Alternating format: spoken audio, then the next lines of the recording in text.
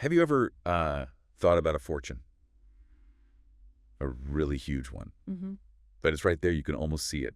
But you can't possibly get to it. Like a ghost ship, maybe. Loaded with treasure, but untouchable. Exactly. Like a ghost ship. Well, that's sort of the world we're diving into today. These lost crypto wallets. Yeah, it's a really strange corner of the digital world. We're talking, millions of Bitcoin, Ether, other assets. Just sitting there. Just sitting there. Under- Untouched, Yeah. unmoved. Mhm. And for a lot of them, the access is, well, it's gone for good. It sounds wild. Let's unpack this. The story that always comes up first, the really sort of human one, is James Howells, right? Ah, yes, James Howells. Back in, 2013? Yeah, 2013. He made a mistake, a really painful one.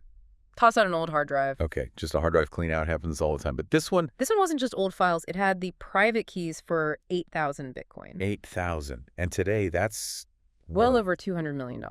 Easily. Wow, over 200 million. And it's literally in a dump. In a landfill somewhere in Wales. He knows roughly where, but finding it.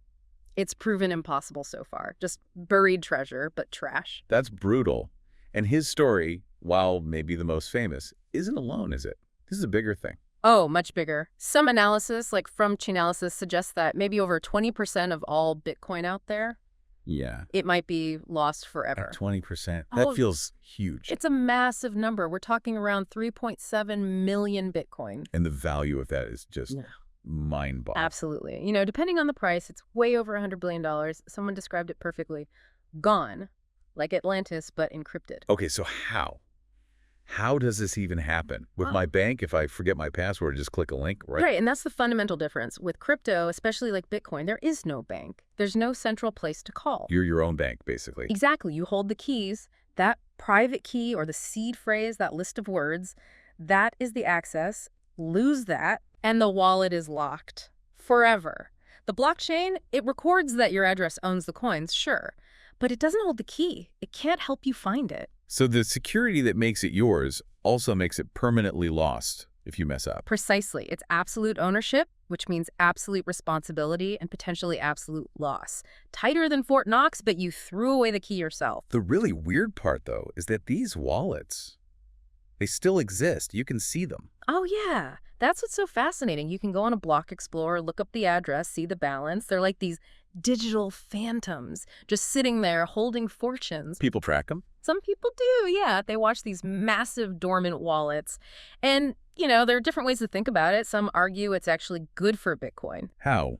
Good that billions are lost. Well, the argument is it reduces the total supply permanently, makes the remaining Bitcoin scarcer, maybe more valuable, deflationary by accident, you could say. I can see the logic, but it feels harsh. It does. The other side sees it as a major bug, not a feature, a, tragic flaw. It's this stark reminder that decentralization doesn't forgive mistakes. Human error meets code, and code wins. Yeah, you can imagine it, can't you?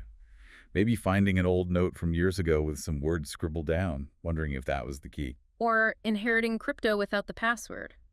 It hits home because it's about simple human mistakes, losing a paper, a device breaking, just forgetting.